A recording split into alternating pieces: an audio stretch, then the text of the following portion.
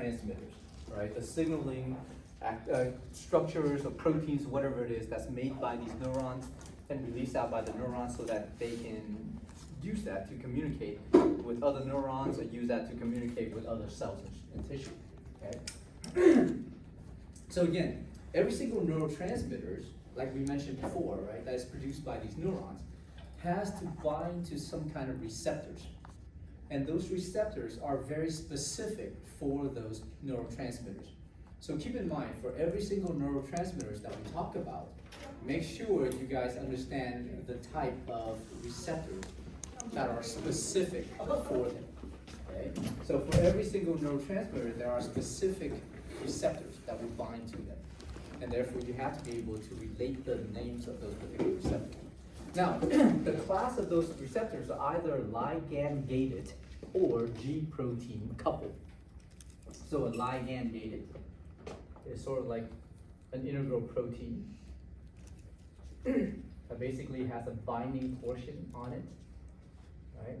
So this portion here is for the ligand to bind. So that's the receptor portion, right, for ligand binding. Okay. And this also happens to be an ion channel.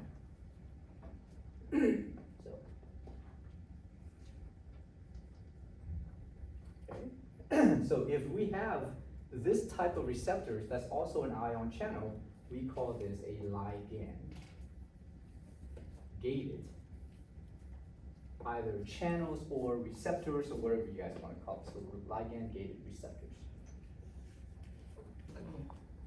Okay. On the other hand, if you have another type of receptor, we call it G-protein couple receptor. A G-protein couple receptor is something like this. There's a receptor portion here. Okay, this is for, I don't know, binding of ligand, so for ligand binding again.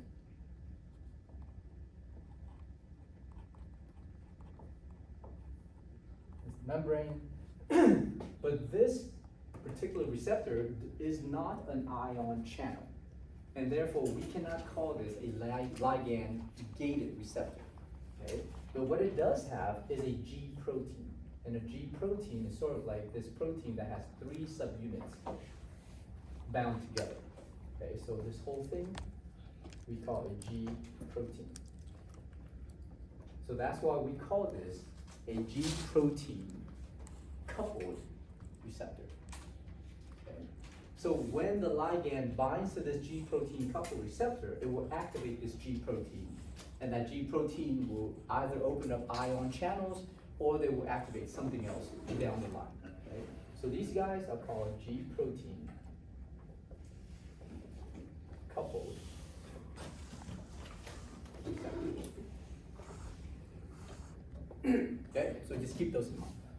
Right? So therefore, for every single neurotransmitters that are secreted or made by the neurons, they will either bind to ligand-gated receptors and or G-protein coupled receptors.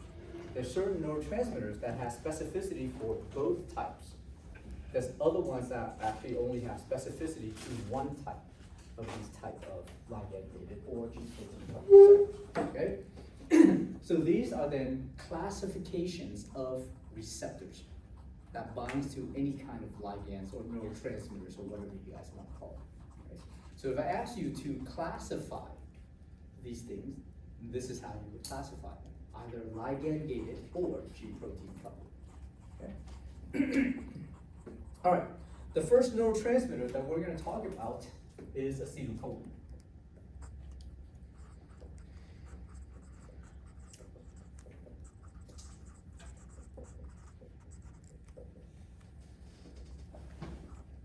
Acetylcholine is a widely studied neurotransmitter. It is by far the most common neurotransmitters utilized by the whole nervous system. Okay. We're talking about both central and peripheral nervous systems. So virtually almost every single neuron has some kind of activities associated with acetylcholine.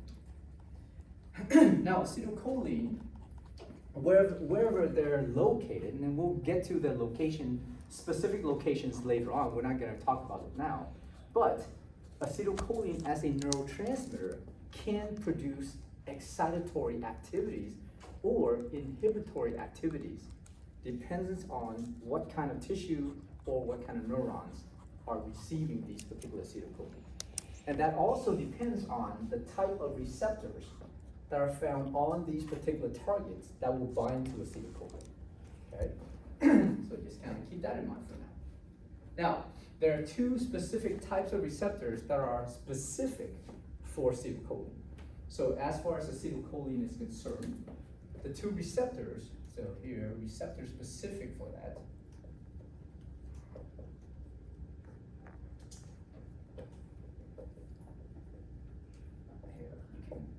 I'm going to abbreviate acetylcholine.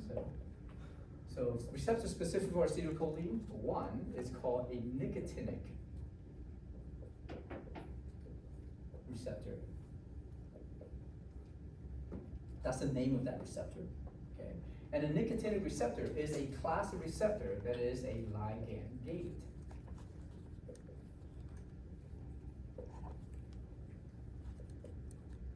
Okay?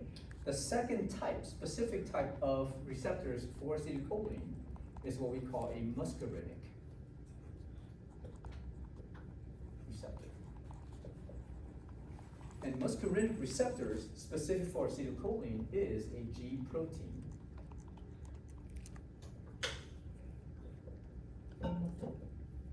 Coupled receptor. Okay? So keep that in mind. So therefore, the type of G protein coupled receptor specific for acetylcholine is referred to as a muscarinic receptor.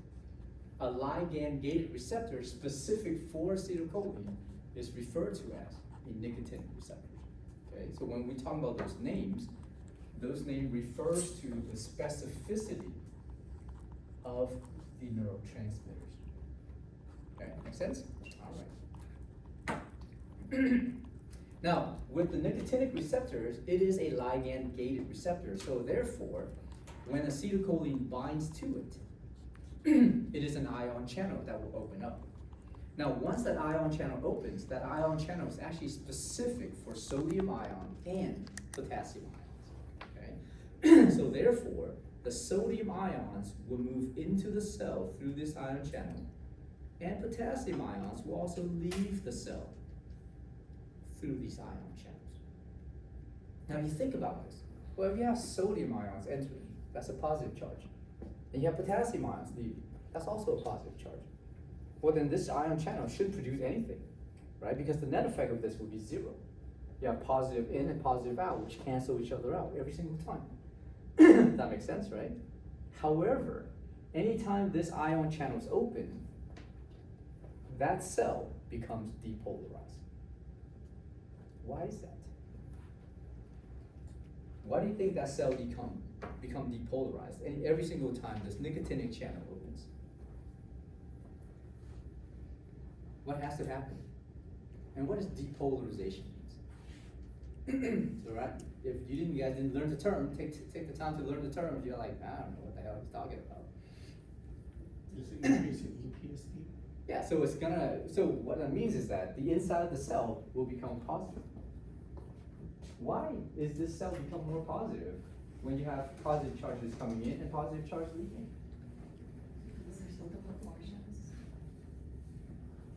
What has to be happening? So it has more positive charges entering the cell, right? Why do you think more positive charges are entering the cell? Why is the degree of sodium ions entering the cell faster than the amount of potassium ions leaving the cell? It has to happen like that. Otherwise, how is the inside of the cell becoming more positive based on this particular activities?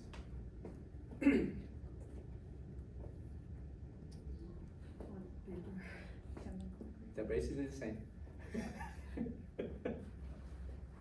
The concentration is lower. Concentration is pretty much the same. If anything, potassium ion concentration is much greater than sodium ion concentration. So imagine, right, here's a door. Here's one person leaving that door. Here's another person entering that door. But why is it that when these two people are crossing that door, one person, the one that's entering the door is entering much faster than the one that's leaving. The molecular weight. The weight's the same. Chemical gradient? The chemical gradient is the same, it's almost the same. But what about the other type of gradient that exists? You also have the electrical gradient. Inside the cell is what? More negative. The negative charges is gonna prevent the positive charges from leaving. Why? Because opposite attracts. It's very simple, right? Inside is very negative. Now you have positive charges trying to leave, it's gonna like kind of slow down the leaving of the positive charges. Does that make sense? Even though it has a concentration gradient. But because potassium has a positive charge, okay, so just imagine, inside the cell you have these children, okay? And the children is gonna hold on to their parents, right? So now if the child is grabbing onto the parent and the parent wants to leave, the parent's not leaving as quickly as if you have a parent that's coming into that house. If the parent's walking in, the child's like, oh, hey, you're gonna pull that parent faster to them. So therefore, as sodium ions enter the cell, because the inside of the cell is more negative, it's gonna pull the sodium ions in much faster. Yes? No? Maybe so. Yes, like what? And because potassium ion also has a positive charge, and as potassium ions try to leave the cell, the inherent negativity inside the cell is going to kind of slow down the outward movement of potassium ion. Make sense? So therefore, the amount of sodium ions that are moving into the cell are now moving in at a much faster rate than the amount of potassium ions that's leaving that cell. And because of that, every single time this nicotinic channel opens, once acetylcholine binds to it, this cell will always depolarize. Okay? Yes? The inside of that cell will always become more positive than before, than its resting state. Right? So because of that, anytime you see or hear nicotinic receptors, once acetylcholine binds to those nicotinic receptors, wherever those cells the nicotinic receptors are associated with, those cells will always become active. Okay, they will always become excited due to the effects of acetylcholine binding to nicotinic receptors. Okay? Yes? You guys just staring at me like I have horns growing out of my head or something. I swear I shaved them. It's 1,000 yards. No, it's very simple. And just think about the inherent attractiveness of the charges. And of course, there's the concentration gradient of these particular ions too. But you have positive charges entering the cell, it's gonna enter much faster because the inside of the cell is very negative. So therefore, it's pulling all of these positive charges into the cell. Whereas if you have positive charges trying to leave the cell, the inside is very negative, so it's kind of pulling all those positive charges back. So as the positive charges trying to leave the cell, it's doing so much slower, right? Even if it has a very high concentration gradient, it doesn't really matter. You still have an electrical and chemical interaction for every single ions that exists, okay? So the reason why we call this a ligand-gated receptor is because in order for you to open or close this ion channel, you have to have the correct ligand binding to it. And for nicotinic receptors, the correct ligand is acetylcholine. Okay? So nicotinic receptors will only open if acetylcholine binds to it. Make sense? All right. This is just a slide that differentiates or compares and contrasts action potential versus EPSPs and stuff like that. Now, on the other hand, we have another we have another receptor that is specific for acetylcholine, and we call that a muscarinic receptor. Muscarinic receptor is a G protein coupled receptor. So this G protein is either gonna become active or not based on the binding of acetylcholine, okay? This thing is not an ion channel. So once acetylcholine binds to this receptor, it will activate this G protein. And the G protein actually has 3 subunits. There's an alpha, beta, gamma subunit, which you guys don't really have to know. But imagine once acetylcholine binds to this receptor, it will activate some of these subunits. So it depends on which subunit becomes activated, it will now produce an activity inside this cell. Okay? So therefore, when acetylcholine binds to muscarinic receptors, it will either produce an excitatory effect or inhibitory effect. Yes? Are the G proteins always there? Do they- They're always there. Okay. They're always associated. And they they require GTP, which we're not gonna get into, but it's another sort of like energy form that the cell has. Okay. So here's a G protein couple receptor. This is how one of the example. This is how the G protein couple receptor works. So imagine you have this G protein couple receptor, has a G protein coupled to it, hence G protein couple, and has a receptor portion for acetylcholine. So once acetylcholine binds, it activates this G protein. This G protein will dissociate. In this particular example, the beta gamma subunit dissociates, which you guys don't really need to know the specificity, right? Just this is example for that. The beta gamma subunit will then bind to and open up this ion channel here. When this ion channel opens, it happens to be a potassium ion channel, which allows for potassium ions to leave the cell. What's going to happen to this cell? Will it become excited or inhibited? Excited. You sure? You guys still don't do the math correctly. I don't understand. You're taking positive charges away from the cell. Oh. You're saying the cell becomes more positive. Yeah. So think about that, right? So what happens to this cell? Becomes more negative. It becomes more More negative. negative. So there, it will hyperpolarize, right? And when it hyperpolarizes, that basically means whatever's happening here, this portion of this cell becomes inhibited. So through this type of muscarinic receptor, once acetylcholine binds to this area, this cell will have a decrease in activities altogether. Okay? So this is an example of what's happening inside your heart, let's just say. When acetylcholine binds to the muscarinic receptors on your heart, it decreases your heart rate. It basically causes your cardiac muscle to decrease in its overall activities.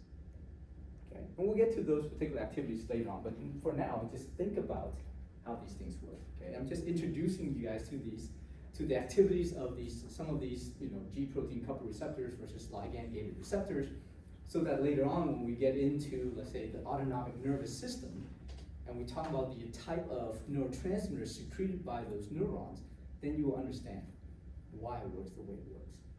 Okay? All right, good? Okay, so it depends, right? So let's just say that G protein couple receptor, once they're activated by that acetylcholine binding to it, once that muscarinic receptor does that, the G protein dissociates, and depends on which G protein subunit dissociates. It can either open potassium channels, which then will produce iPSPs in that particular neuron or that tissue. Or if it closes nearby potassium channels, close the potassium channels, potassium ion stays inside the cell. So if the potassium stays inside the cell, what's going to happen to the overall charge state inside the cell? It becomes more positive, and therefore that cell will depolarize. Okay?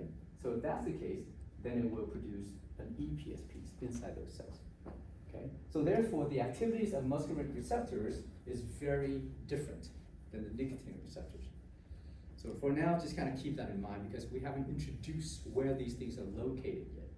Later on, once we get into the organ systems, I'm going to tell you, oh, this is where you find the muscarinic receptors that will basically open up potassium channels, or muscarinic receptors that will basically close potassium channels and things like that. Okay? And this is only one neurotransmitters that we're talking about so far. By the end of this lecture, you know like 12 different neurotransmitters, well maybe, give or take. Okay. All right.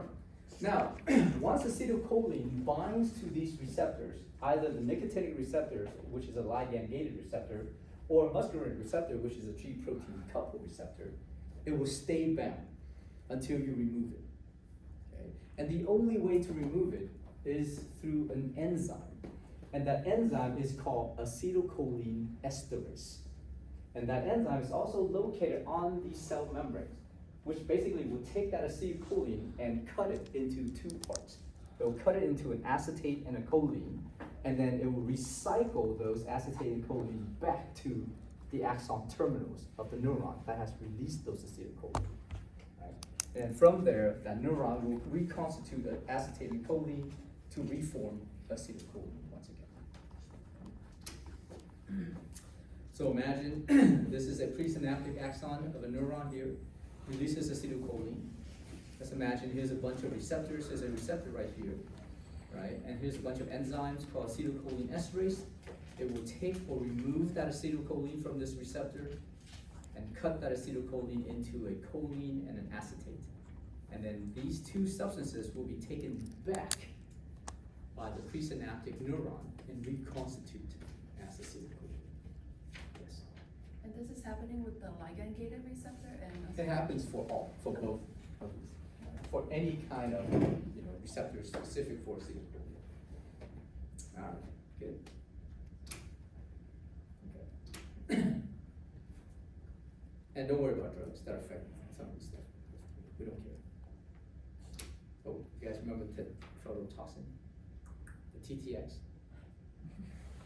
Yeah, you guys just did that last time, right? Last week. Yes. Keep in mind how TTX works. Why is it that when you apply TTX to the neuron stops producing action potential? Well, because TTX blocks the activity of the voltage gated sodium channels. What's the sense? We need those guys to open in order for you to produce an action potential, right? So if something blocks that, that's very bad. And that's why we don't play in red tide. Because these toxins are gonna kill you. Literally, it'll shut down your respiratory system. You cannot breathe, and you will die. All right, so that's acetylcholine so far. The next type of neurotransmitters are collectively called the monoamines. These monoamines are derived from some kind of amino acid. You guys remember amino acids? There's 20 different amino acids that you can, combine together to form your protein structures, right?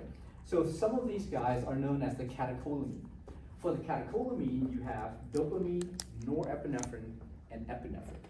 Okay? So these are all derived from some kind of amino acid, and that amino acid would be tyrosine, which you guys don't have to know, right? So don't worry about the names of the amino acids from which these guys are derived. So just know that you have dopamine, norepinephrine, and then epinephrine.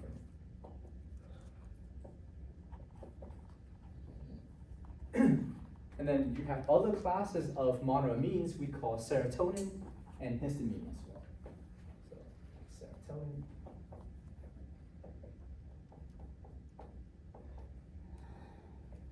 and histamine. Okay. So these are all classified as monoamines, which basically means they come from or they are derived from amino acids of some sort. Okay. Now, for these particular monoamines, they all use G protein couple receptors. None of them has ligand-gated receptors. Okay, so all of the receptors specific for these type of neurotransmitters are all classified as G protein couple receptors. And of course, there's specific ones for each one of them, right? Now, furthermore, the G protein couple receptors that are utilized by these monoamines are all using what we call a secondary messenger system. So it's not a direct stimulation to neighboring ion channels, but they use these elaborate sort of like communication point within the cell to basically do what those particular neurotransmitters are designed to do. So the first type of secondary messenger that we have is called cyclic adenosine monophosphate, or cyclic AMP. Okay? The second type of secondary messenger that's utilized by the cells is a combination of this protein called calmodulin, which is activated by binding to calcium ions. So we call that calcium calmodulin as a secondary messenger. Okay? All right, so those are the monoamines. So this is how cyclic AMP works. So imagine you have this receptor here. and you have this monoamine, doesn't matter, pick your favorite one, doesn't really matter which one it is. It's just an example for that. This monoamine binds to this G protein couple receptor, which activates a G protein. This G protein dissociates into this particular subunit called the alpha subunit. The alpha subunit then stimulates a neighboring enzyme. This enzyme is also an integral protein, and this enzyme's name is adenylate cyclase. Adenylate cyclase is an enzyme that will take an ATP compound and removes 2 phosphates from it. So you have ATP, which is adenosine triphosphate, and now you remove 2 phosphate from it, so now you have adenosine monophosphate. Makes sense, right? Adenosine monophosphate means it has only 1 phosphate bound to it. Now it conforms into a cyclic shape, into a circle shape. So we call this cyclic AMP. Make sense? That cyclic AMP is acting as what we call a secondary messenger, which means this compound is going to activate an enzyme within the cell called protein kinase. And the cyclic AMP is going to activate this protein kinase into its active form. And the protein kinase is called kinase because its inherent activities is to take phosphate from other ATP compounds and stick those phosphate onto other proteins or other enzymes within that cell in order to activate those proteins or enzymes. So let's say for this example, once cyclic AMP is formed, it will activate this protein kinase, and this protein kinase can phosphorylate this ion channel to open it. Or it can phosphorylate other proteins within the cell to activate those proteins. Does that make sense? Okay, so the whole purpose of this is because the monoamine cannot penetrate into the cell. What it's trying to do is to activate all of this pathway in order to activate the protein kinase. That's it. Right. But it cannot activate the protein kinase directly, so it has to use what we call a secondary messenger. And that secondary messenger is going to activate the protein kinase for those monoamines so that the cell can become activated in some way, shape, or form. Right? Okay, so that's cyclic AMP. Let's keep that in mind.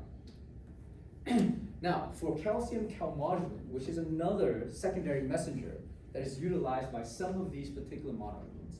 So let's imagine, here's a G protein couple receptor. Here's a monoamine that is bound to it. This monoamine, once it binds to it, it's going to activate a G protein. This G protein will also dissociate into the subunit, and the subunit will slide over and activates another enzyme. In this particular case, the enzyme is called phospholipase C, which is going to take a phospholipid and cuts that phospholipid into 2 different parts. One is called a DAG, which is diacylglycerol, and the other one is called IP3, which is inositol triphosphate. Okay. This IP3 is going to stimulate the smooth endoplasmic reticulum within this cell, and it will release calcium. Why do you think that is? Why do you think this thing has a bunch of calcium in it?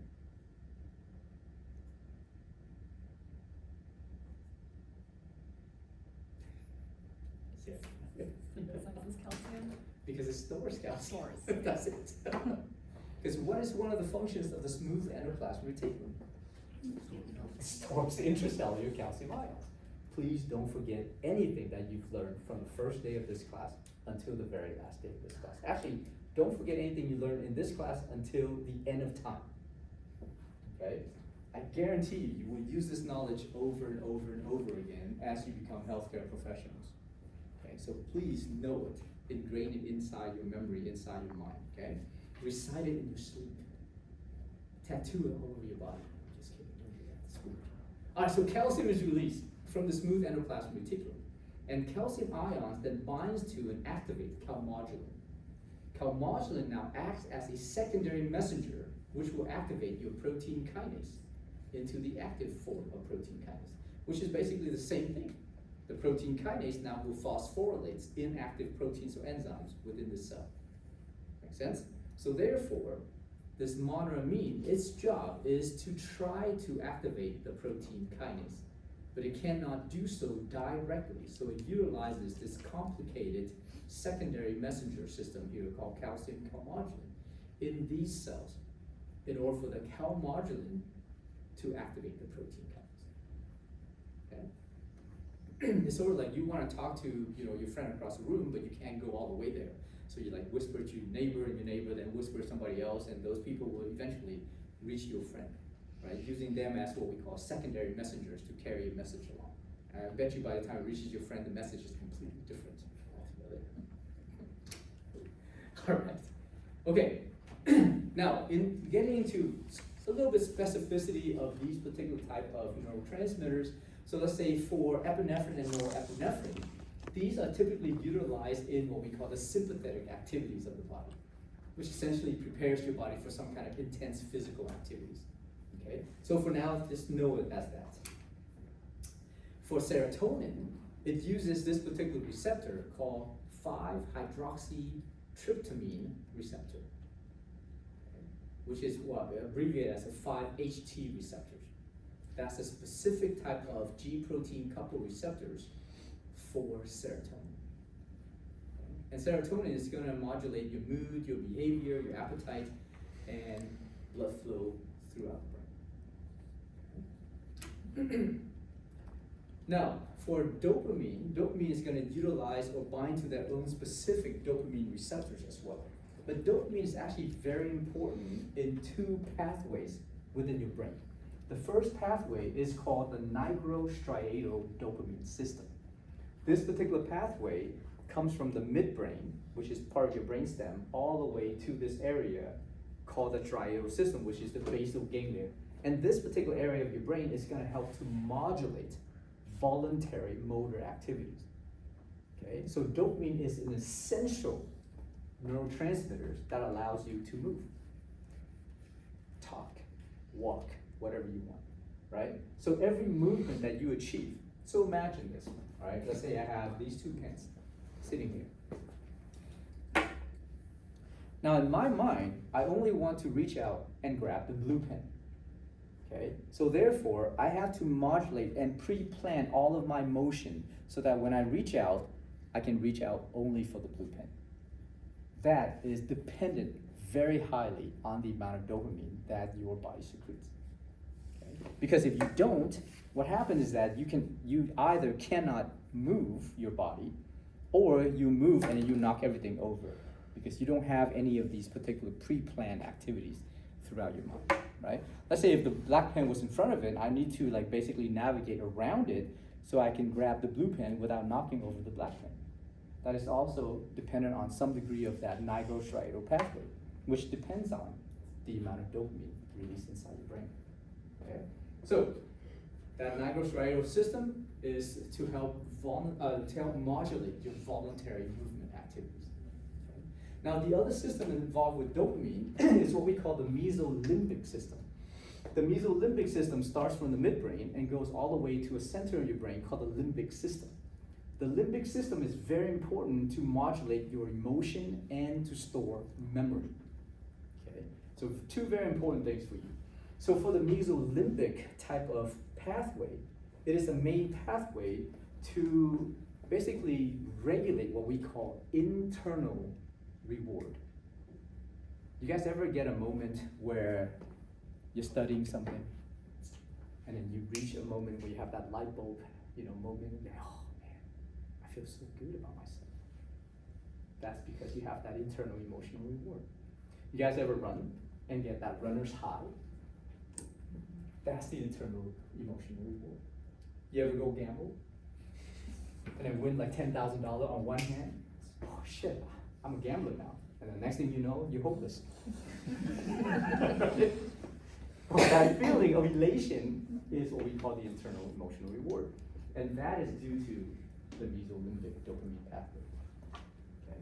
So if you have too much of this activity, it leads to addiction.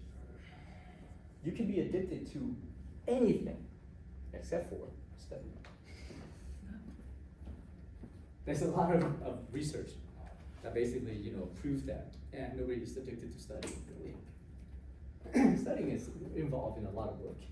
All right, anyhow, now with the nigrostriatal dopamine system, we're not going to get into this, but basically just understand that it is a very important part for the initiation of voluntary movement. Okay?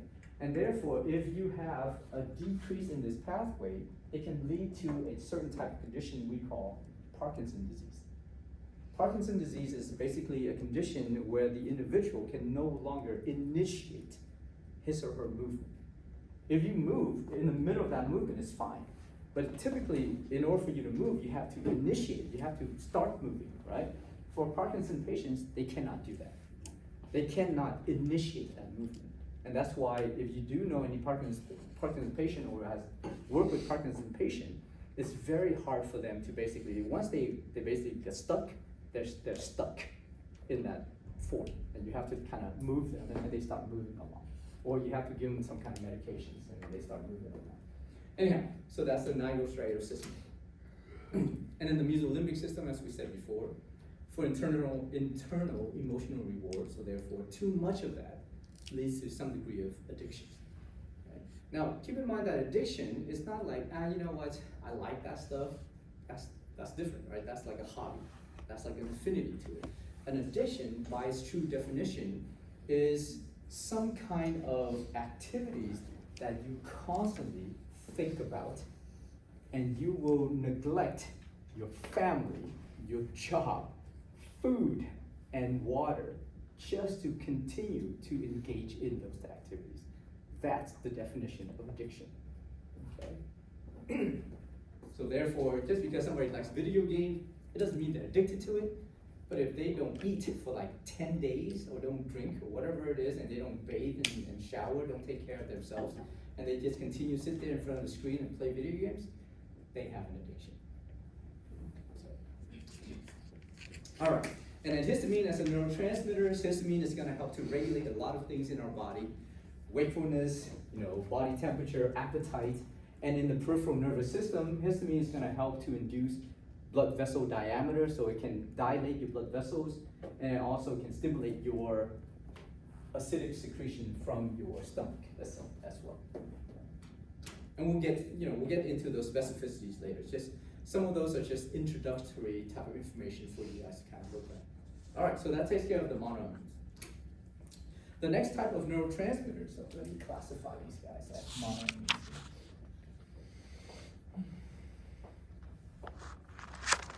The next type of neurotransmitters are actually amino acids.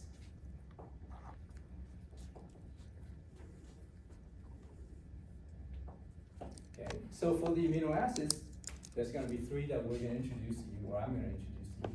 The first one is called glutamate. Anytime you hear glutamate, think excitatory neurotransmitters. Because glutamate is the major excitatory neurotransmitters in the central nervous system.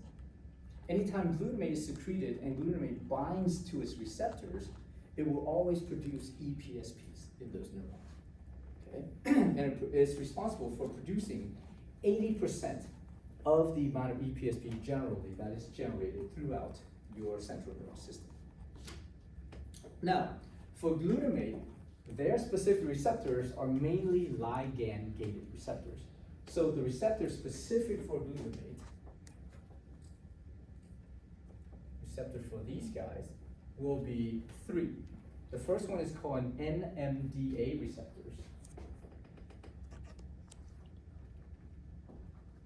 NMDA stands for, I don't even remember, so N-methyl D-aspartate receptor, okay? Please don't write these out. Please go ahead and abbreviate it. But if you do abbreviate it, make sure the letters are in the correct order, okay? All right, the second type of receptor specific for glutamate is called an AMPA receptor, or AMPA receptor. AMPA stands for alpha amino 3 hydroxy 5-methyl 4 isosazole propionic acid receptor. That's a mouthful. Okay, that's an AMPA receptor. So both NMDA and AMPA receptors are ligand-gated receptors. There's a third receptor specific for glutamate, and we call that a kainate receptor.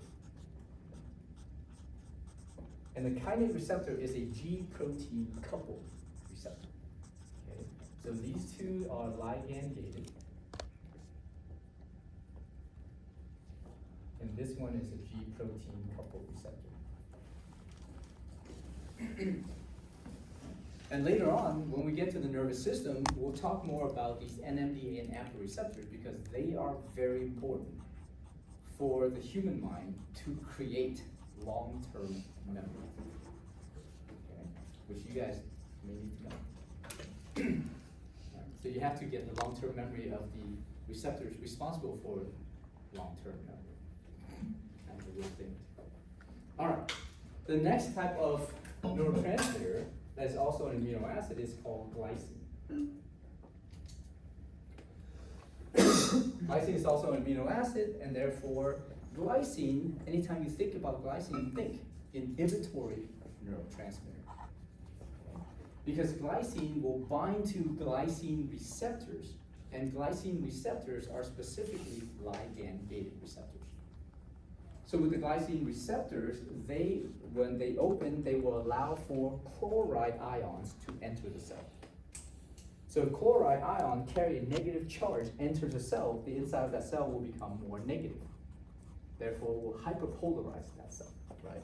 So glycine is an inhibitory neurotransmitter. It's widely used in both the central nervous system and the peripheral nervous system as well. The third type of amino acid receptor is known as GABA.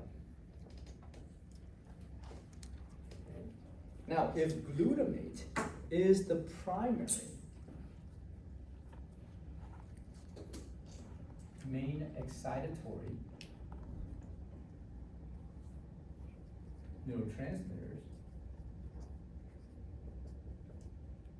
then GABA is the main inhibitory neurotransmitter.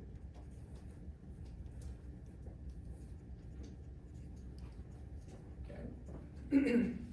And GABA is responsible for producing IPSPs in about a third of all the neurons within the brain itself. So massive amount of inhibitory activities. Now, GABA has GABA receptors. And GABA receptors are also ligand-gated receptors.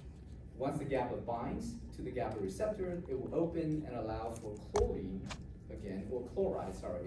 to enter the cell.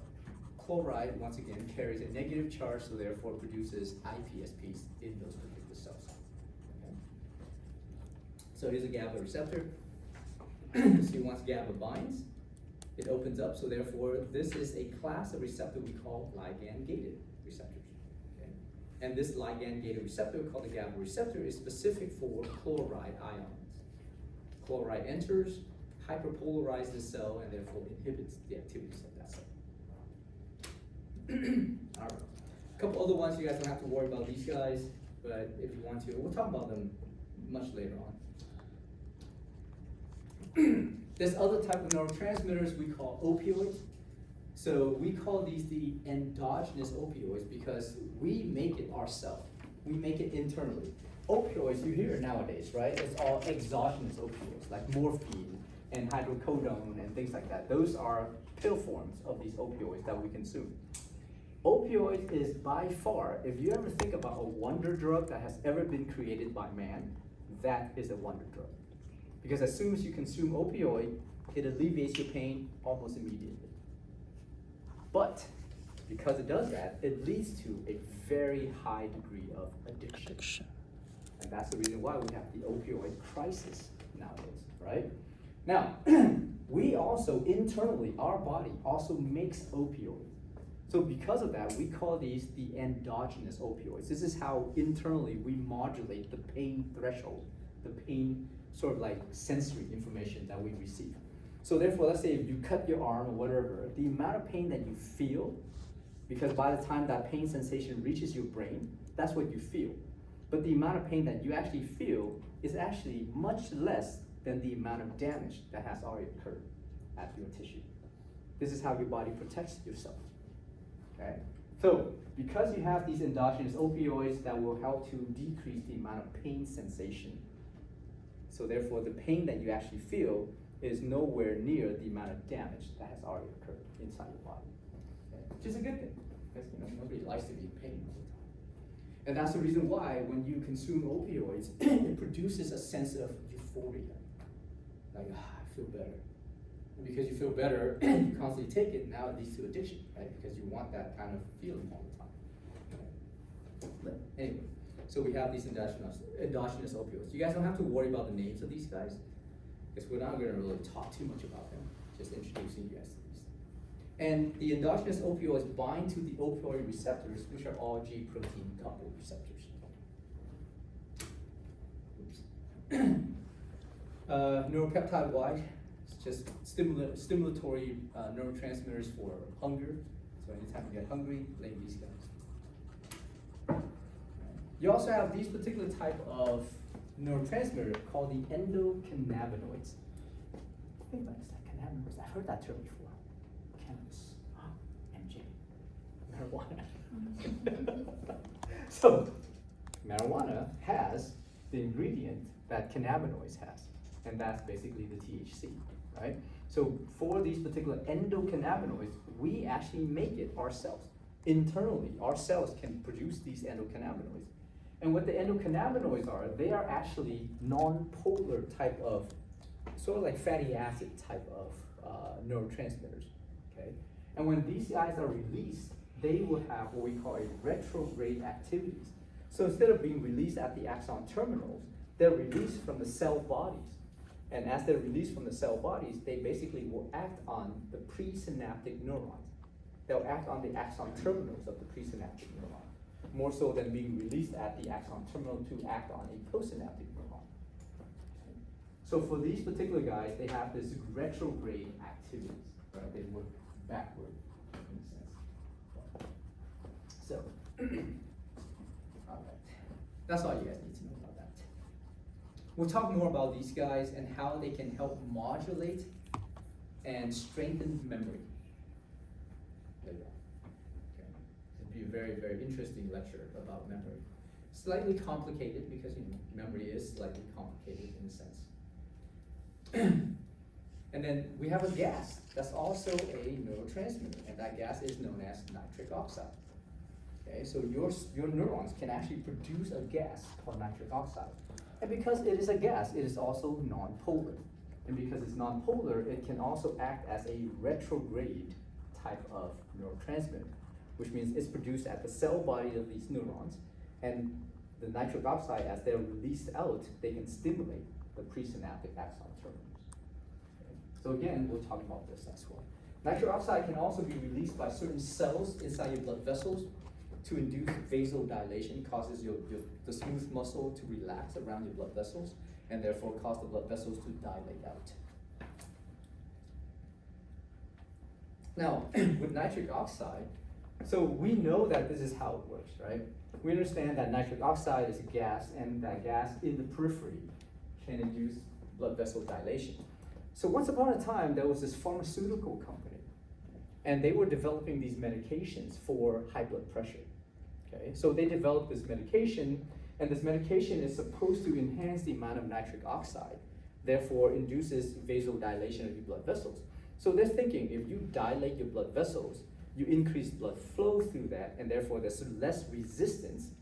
And if there's less resistance to all of that flow, there will be a lower pressure overall, right?